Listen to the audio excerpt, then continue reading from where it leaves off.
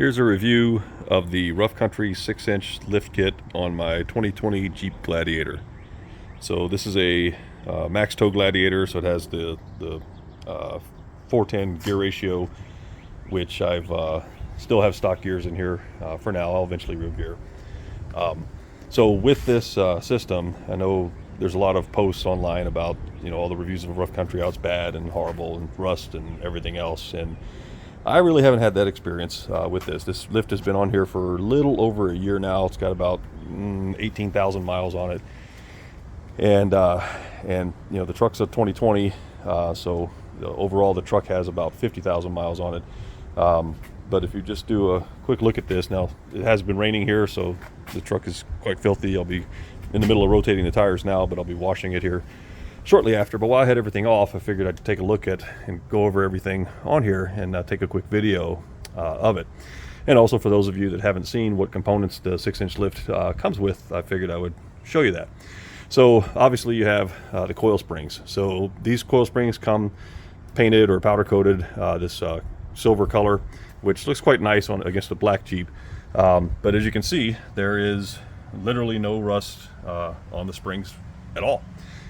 The shocks are actually performing quite well, so these are the ones that come with the 6-inch lift kit.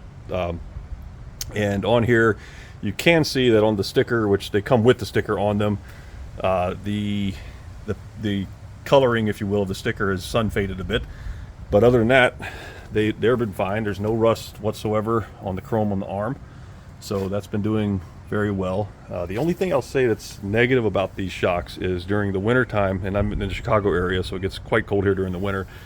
In the winter time, down really once we get down into the teens or lower, the shocks seem to kind of I guess like bind up a bit. They ride fine, but you'll hear like this really annoying just popping sound, and the only thing I can guess is that the fluid inside of there is getting rather thickened by the cold, and then it probably releases real quick in the valve and making this noise. But once it gets above, say, 20-25 degrees, that's completely gone, and everything's fine from there.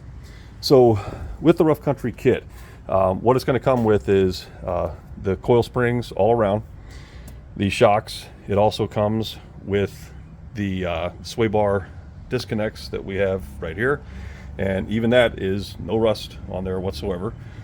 And it also, which is one nice thing about this kit, is that it does give you the front drive shaft. Now on the front drive shaft, I will not lie to you, it is starting to rust, but again, I could show you the factory one that came off of here and it had even more rust on it than this one does, so I'll just touch that up with some paint. But otherwise, really no issues with it at all.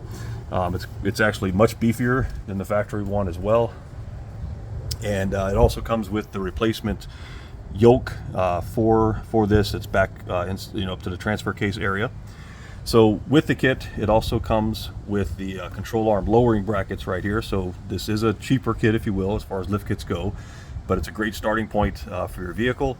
And at the time I got this lift, there really wasn't much else out there and available for a 6-inch lift. And I know a lot of people say that Jeeps don't need 6-inch lifts and so on, but I came from my F-150 before this. I had a 6-inch lift, and I was quite happy with that.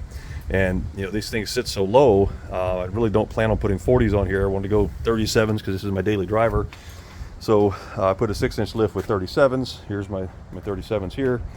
And so with that, you basically get the same ground clearance, to the body, if you will, with 37s in a 6-inch as you would say with 40s and a 3.5 to 4-inch lift. So to me, it's kind of a win-win, but it rides great. It handles great. To me, it rides better than stock. If it's windy out, it's there's a little bit to be desired, but I would say any lift probably you're going to get similar effect. But overall, the lift has been really, really well performing. So here's a view of the front passenger side now. So again, coil spring here, no rust whatsoever. Now I did.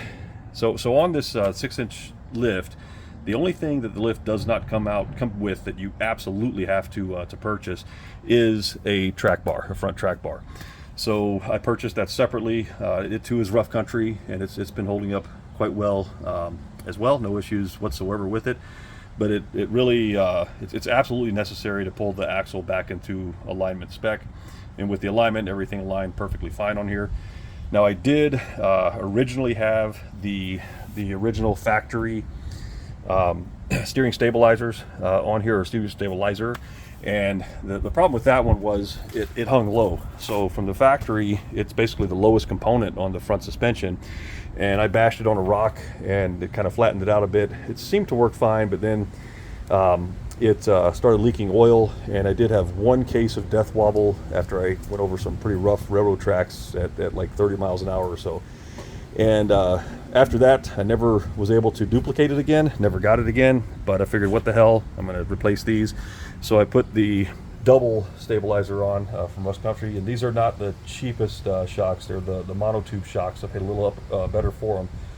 But so far, I've been quite happy with them. They are aluminum bodied, so there will not be any rust on that. So again, all the body's aluminum.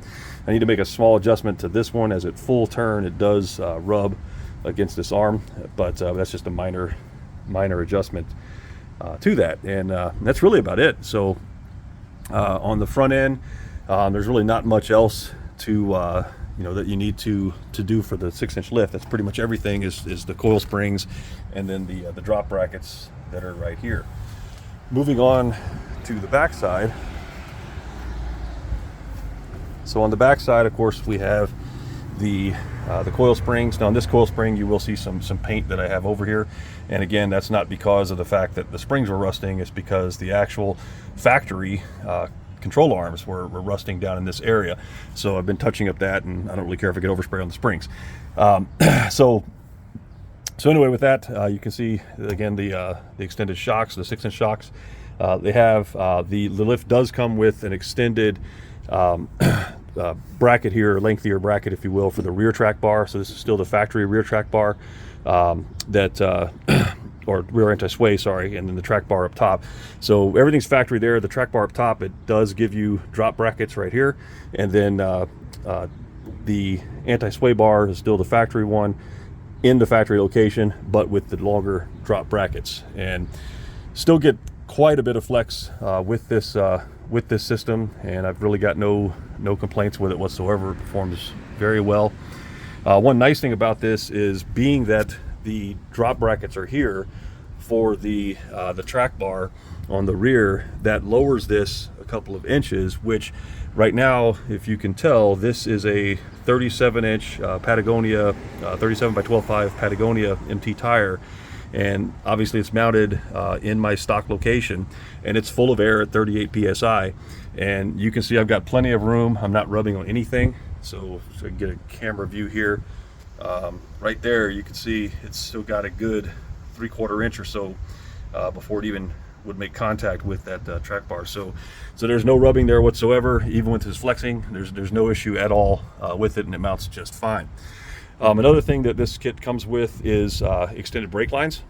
So you can see that it comes with basically like a rubber coated stainless steel brake line that you can put in the extension. So you have the brackets for it here, and then the brake line itself is all replaced with it. So that's really about it. But overall, it's been quite well, and like I said, no complaints, no issues whatsoever with it, other than the front shocks, and maybe the rear doing it too. I just don't notice them as much, but I'll eventually replace those with something better. Now this side, you can, just to show you again any rust. So this coil spring, again, no rust on it, but what you will see rust on is my factory control arms. You'll still see in this area along the welds, and that's pretty much everywhere on this Gladiator.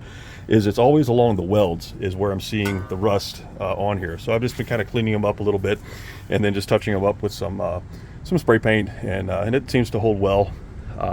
And that's really about it. So again, here's another view of the brake lines and extensions on the driver side of this. So like I said, overall, the lift's been fantastic, performs very well, and I've got absolutely zero complaints with it. Thanks.